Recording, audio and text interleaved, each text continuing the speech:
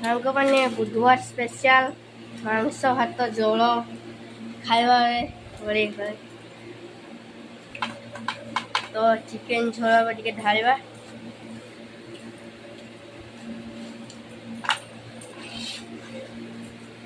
ପାମ୍ପଡ଼ ଆସିଗଲା, ଆଳୁ ସହିତ ଚକଟିକି ଖାଇବା।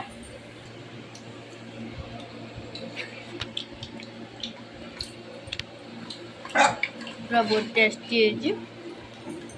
पूरे चिकेन फिश